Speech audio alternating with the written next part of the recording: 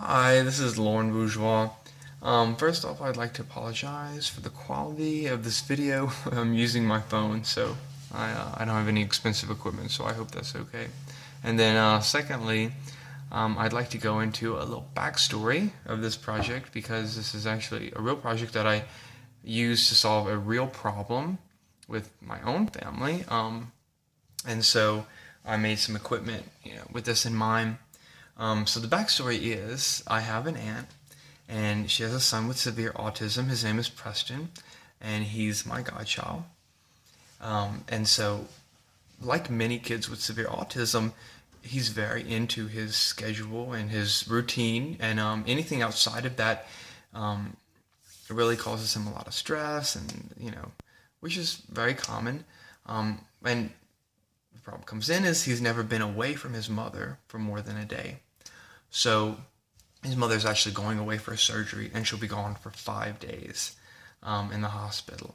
So our grandparents are going to go and take care of him while she's in the hospital. And we've all been sort of worried as a family about, what's going to happen, these problem behaviors.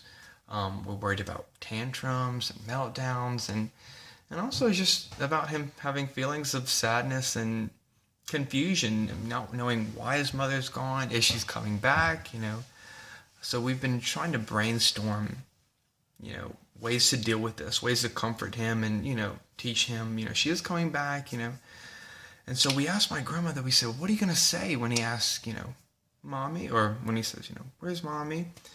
And she said, well, can I say she's coming back in 3 days?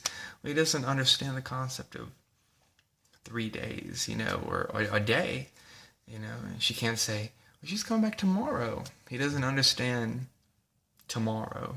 And if she said something like, oh, well, she's coming back soon, he'd run to the door and wait for her there. So we're really trying to brainstorm ways that we can kind of teach him these time concepts and let him know, comfort him. It's okay, she is coming back. And so I thought, okay, how can I teach the concept of a day?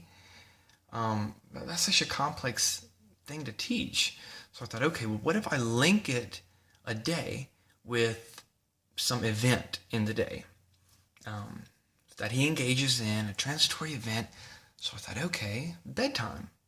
Instead of saying 5 days until mommy comes home, 5 bedtimes. And so that's something that he can really think about, that he's a part of, And so I thought, okay, well, I need to make this visual to help him understand that I can't just tell him 5 more bedtime, And so this equipment I've made really capitalizes on some of his strengths. He has very good receptive language skills. He understands so much of what we say. He has really good counting skills. He can count by 2s, 5s, 10s. And also, he uses PECs really effectively with his family to communicate. So I sort of made this PECs-like system for him to use to kind of teach him these time concepts. So what I did was I took pictures of his bed, and so this represents, the bedtime process and going to bed. And so every night we'll modify the bedtime process, and every night, before you're about to leave, the caretaker, our grandparents, or leave, they can say, oh, okay, we're going to bed. Let's go night-night. He calls going to bed night-night. We're going night-night. Let's take it off. And he can take it off and give it to them, and they say, yay, good job. Oh, only 4 more nights until we see mommy, and then they can leave. And the next day, when he asks, where's mommy? They can just pull out this and say, oh, well, look, remember? 4 more nights. Let's count 1, 2, And then that night, they can do the same thing at the bedtime process. They can go, oh, okay, yay, well, we're going night-night. Only 3 more nights, and they can count, And so every night they can do this, and he'll understand, oh, okay, this many more nights until I see mommy. And I was also sure to include a picture of his special blanket that he uses whenever he goes to sleep.